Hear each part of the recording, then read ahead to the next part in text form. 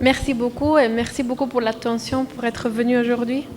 Et moi, je m'appelle Serena Ferrari, je suis économiste et chercheur au CIRAD. C'est un institut français de recherche. Et je travaille aussi dans le cadre du PPZS. Ça veut dire Pôle Pastoralisme Zone Sèche. C'est un centre de recherche conjoint qui est basé à Dakar et qui travaille justement sur le pastoralisme dans la zone sahélienne d'Afrique. Je vous présente aujourd'hui une étude qui a été menée il y a quelques années sur comment les consommateurs urbains jugent de la qualité des produits laitiers et industriels. Donc tout ce qui est transformé par laiterie, mini-laiterie et laiterie, grande laiterie industrielle. C'est une analyse en termes de convention de qualité. Voilà, c'est une théorie socio-économique. Et l'étude a été menée à Dakar et à Kolda. C'est deux études de cas. Cette enquête a été menée en 2015 par des focus groups, donc dans les deux villes, Kolda et Dakar. Elle est basée sur le concept de qualité qui est entendu au sens d'une construction sociale représentant un consensus implicite sur ce que la qualité d'un produit doit être, sur ce que les caractéristiques d'un produit doivent être pour que le produit soit défini de bonne qualité. La question de recherche pour cette étude était portée sur les caractéristiques qui sont recherchées par les consommateurs urbains quand ils achètent, quand ils choisissent des produits laitiers. Et donc la question de recherche plus profonde, un peu implicite, était quelle est la préférence pour le lait local? Quels sont les atouts pour le lait local chez les consommateurs urbains? Donc je disais, il y a des focus groups qui ont été menés. Pendant les focus groups, on posait des questions à propos des produits laitiers consommés, donc quelles sont les préférences en termes de type de produits, si c'est du lait caillé, du lait liquide, en termes de marques, quelles sont les marques que les consommateurs préfèrent. On se focalisait beaucoup sur le vocabulaire utilisé par les consommateurs, parce que c'était intéressant de capter quelle est la perception de la qualité, comment la qualité est perçue par les consommateurs et restituée quand ils doivent décrire les caractéristiques des produits. On posait des questions sur les modes d'achat. Quand est-ce qu'ils achetaient les produits, où, comment, à quelle fréquence, qui achetait, qui prenait la décision d'acheter, quelles sont les habitudes alimentaires, donc les plats cuisinés avec des produits laitiers, les recettes, quand est-ce qu'ils cuisinaient ça, où et qui. On demandait quelles sont les caractéristiques préférées, donc pour essayer de capter les critères de choix et les repères selon lesquels le consommateur juge de la qualité. Et puis, voilà, désolé, il y a une erreur. On faisait beaucoup focus aussi sur l'incertitude autour de la qualité des produits. Beaucoup de consommateurs se questionnaient sur la qualité de certains types de lait, comme les laits en poudre réengraissés en matière végétale. Et voilà, donc tous ces points sont ressortis. Comment on menait ces focus groups? On exposait des produits pour que les consommateurs, les consommateurs d'un même focus group se connaissaient. Donc, ils avaient une certaine familiarité les uns avec les autres. Et ça permettait en fait de déclencher une discussion assez sincère, assez honnête entre eux. Et on exposait des produits. Du coup, les personnes pouvaient les comparer et exprimer leurs préférences. Et après, on exposait aussi des photos qui étaient tirées de situations de production, situations de commercialisation, de transformation. Vous voyez par exemple ici un élevage intensif, il y avait des élevages extensifs, il y avait des producteurs un peu des transformateurs un peu artisanaux, des laiteries plus industrielles, des boutiques, des supérettes.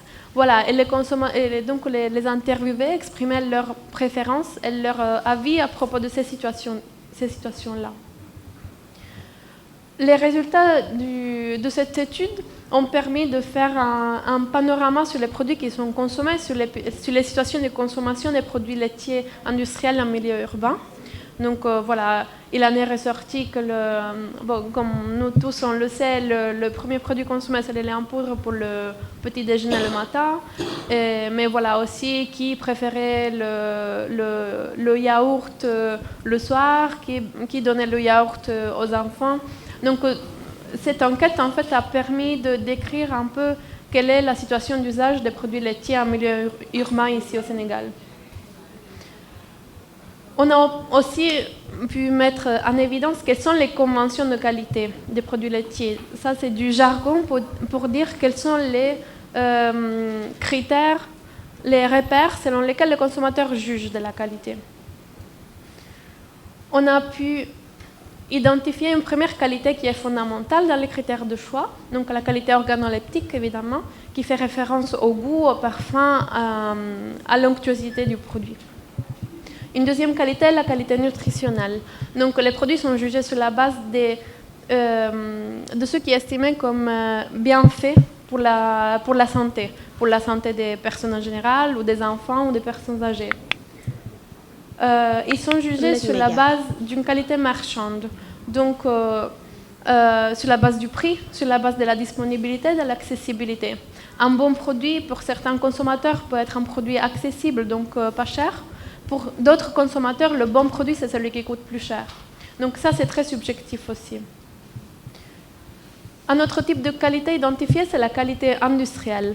Donc le produit est de bonne qualité lorsqu'il respecte les standards industriels, l'hygiène, lorsqu'il a un certain packaging, voilà, qui relève de la modernité et voilà, de cette qualité industrielle, justement. Un autre type de qualité, c'est la qualité civique. Il y a certains consommateurs qui apprécient lorsqu'ils savent qu'un certain produit contribue au développement de certaines zones du pays, de certaines communautés défavorisées, lorsque le produit soutient le développement de certaines communautés. Un autre type de qualité, c'est celle domestique, donc, qui fait référence à la tradition, à la culture nationale, à la culture locale. Ça, c'était très fort, par exemple, dans la ville de Kolda. Voilà, tout ce qui était les bons produits, en fait, c'était pour certains consommateurs, hein, pas pour tous, c'était les produits qui rappelaient la zone de Kolda, la tradition de Kolda, la tradition culinaire de Kolda. Un autre type de qualité identifiée, c'est lié à l'inspiration. Donc, il y a certains produits qui sont jugés de bonne qualité parce que leur entrepreneur ou l'entreprise est considéré un entrepreneur inspiré, quelqu'un qui mérite d'avoir du succès. Voilà, une laiterie qui peut-être a eu du mal à se développer, mais qui finalement a réussi. Donc voilà, ça c'est aussi un autre critère de jugement de la qualité. Dernière qualité est celle liée à l'opinion. Donc il y a certaines marques notamment qui sont jugées de meilleure qualité sur la base de leur réputation, tout simplement. Et c'est des choses qui ne s'expliquent pas autrement. C'est vraiment quelque chose lié à la réputation. Maintenant, les entretiens ont été enregistrés, retranscrits. Donc nous avons le texte exact des préférences qui ont été exprimées par les consommateurs, ce qui nous a permis en fait d'identifier les extraits dans lesquels les consommateurs faisaient référence à une qualité plutôt qu'à une autre. Et nous avons comme ça pu les mesurer quantitativement.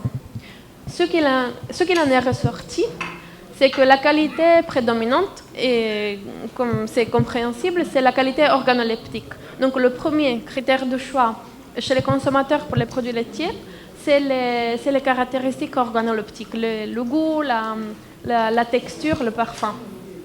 Mais ce qui est très intéressant en fait, c'est que la qualité domestique et la qualité industrielle comptent à un même titre pour les consommateurs. Donc une fois que le produit est jugé de bonne qualité sur la base du goût, du parfum, etc., le produit est jugé de bonne qualité aussi s'il relève de la tradition, s'il relève de la culture nationale, de la culture locale, et en même temps, s'il est considéré safe, s'il est considéré hygiénique. Les autres qualités, donc la qualité marchande, le prix notamment, ça vient après. Ça veut dire que c'est un critère de choix que le consommateur ne mette pas en premier plan. Idem pour la qualité nutritionnelle et puis pour les autres. Voilà, donc je voulais vous montrer quel est le vocabulaire utilisé pour décrire la qualité organoleptique. Vous pouvez voir que c'est un vocabulaire très divers, parce qu'évidemment les goûts sont très différents d'un consommateur à un autre. Donc les consommateurs utilisent des termes comme agréable, mieux, sucré, non sucré, acide, non acide, délicieux, onctueux, gommeux. Ça c'est très très varié. Pour ce qui concerne la qualité industrielle, donc, qui était en deuxième position ex aequo avec la qualité domestique, les consommateurs apprécient notamment la constance dans la qualité d'un produit. Donc lorsque le produit varie d'une saison à une autre, d'un jour à un autre, c'est considéré un produit de mauvaise qualité. Ce qui compte aussi, c'est l'hygiène des produits et des procédés. C'est-à-dire, le consommateur a besoin d'être conscient de la façon dont le produit a été produit, justement. Et le packaging, s'il est assez hygiénique. Vous voyez là, vous avez 2 extraits d'entretien. Il y a un consommateur qui dit « Le lait, là où on le fabrique, il ne doit pas y avoir d'insectes ou de choses qui volent ou de souris. Le lait, là où on le travaille, ça doit être propre. Donne-moi cette bouteille. Moi, aujourd'hui, si j'achète cette bouteille et je la verse dans une tasse et que j'y vois un fil noir, ça détruit le produit. C'est du lait. Le lait qui va dans le ventre doit être propre. Sinon, si tu le bois, c'est à l'hôpital que tu vas aller. » Il y a un autre consommateur qui dit, il parlait de certaines situations de production et de transformation de lait. Il dit, la réalité qu'il y a à l'intérieur de la ferme, l'hygiène, la salle de traite, le conditionnement, tout ça, les façons, 80% des produits, le lait pur original, c'est l'hygiène vraiment qui manque beaucoup. Partant de la traite jusqu'au conditionnement, là vraiment aucun parmi eux, il faisait référence à un groupe de consommateurs, là vraiment aucun parmi eux n'a réussi. Cette façon de stérilisation déjà, tu ne peux pas maîtriser la température. Donc voilà. Et c'était notamment ici un consommateur de Kolda qui faisait référence à certaines mini-laiteries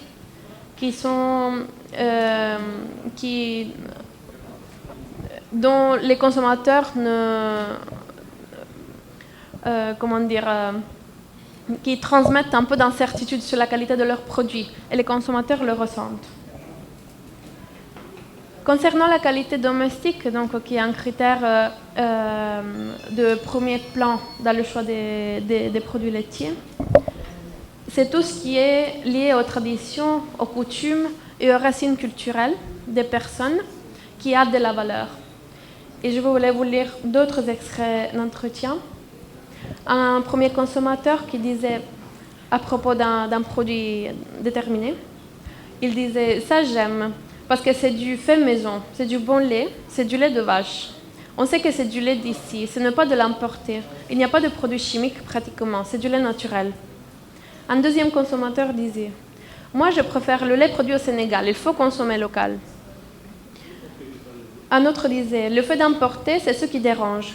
Il se trouve au Sénégal, il y a des vaches ici, ils pouvaient les utiliser, transformer le lait, ce serait plus facile. » Un autre consommateur dit « Celui-ci est comme du yaourt, notre yaourt sénégalais. » Et le mot Sénégal, sénégalais, ça revient tout le temps en fait dans les entretiens avec les consommateurs. Un autre disait « C'est mieux un produit qu'on fabrique ici, qu'on achète chez nous et qu'on fabrique chez nous. » Ça aussi, les ici, les chez nous, ça apparaissait tout le temps. Un dernier consommateur, bon, je fais de la publicité, il disait « Je consomme de Lima, yaourt nature. » D'abord, c'est un peu original, il voulait dire authentique. On sent le goût comme ils le font les Peuls. Voilà, donc vous voyez, ça c'est quelque chose qui ressort vraiment, vraiment souvent chez les consommateurs. Le lien à cette tradition, enfin la volonté de renouer des liens avec la tradition culinaire locale. Une autre qualité qui est secondaire dans les choix des consommateurs, mais je voulais un peu la présenter parce que c'est quand même intéressant, ça peut représenter une niche à développer, c'est la qualité civique. Donc lorsque les consommateurs jugent de la qualité d'un produit sur la base de leur contribution au développement du pays ou bien de certaines catégories défavorisées de la population. Je dis que c'est intéressant à mettre en valeur parce que c'est vrai que son importance est relative parmi les critères de choix des consommateurs, mais c'est un potentiel à exploiter pour encourager la filière locale. Je vous lis par exemple cet extrait d'entretien. Un consommateur qui disait « Moi, je préfère non seulement consommer local, premièrement quand le produit est bon. C'est plus respectueux vers les producteurs locaux, pour les appuyer aussi, surtout s'ils font du bon produit. S'ils ne faisaient pas du bon produit, à la rigueur, on pourrait leur demander d'améliorer la chose. Mais déjà, s'ils font du bon produit, on ne peut pas se permettre d'acheter ailleurs. On les appuie. Donc ce concept d'appui, de soutien, ça apparaît souvent chez les consommateurs. Et ce qui est intéressant, c'est que ce n'était pas lié au niveau d'éducation des consommateurs.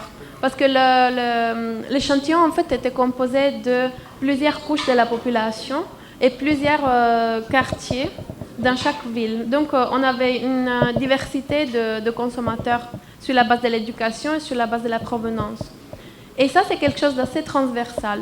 Même si ce n'est pas un critère de choix primaire, c'est quand même transversal à toutes les couches de la population, que ce soit à Dakar comme grande capitale ou que ce soit à Kolda comme petite ville secondaire. Donc voilà, et comme recommandation, en fait, c'est j'aimerais souligner le potentiel de la mise en valeur de ces caractéristiques liées au développement. Je m'arrête là et je vous remercie pour votre attention. bu leen fàtte bës ci abonné ak ci cloche bi ngir ngeen mën a jot xibaaru Ëllëg Média. Audio Jungle.